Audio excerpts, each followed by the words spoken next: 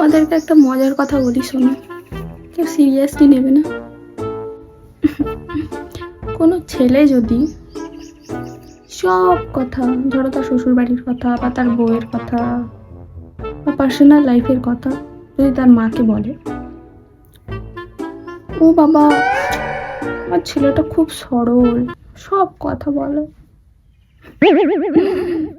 বাস একই একটা মেয়ে যদি কিছু কথা ওর মাকে বলে, কিছু কথা যেগুলো দরকার ওগুলো মাকে যদি বলে, সব কথা কিন্তু না,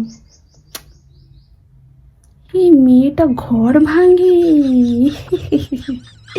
সংসার বেশি দিন করতে পারবে না, মাকে সব কথা বলে। এটা কেমন করে হয়? ছেলে বললে সরল, মেয়ে বললে ঘর ভাঙে। ऐसा कैसा चलेगा কাকিমা? কেউ সিরিয়াসলি নেবে না।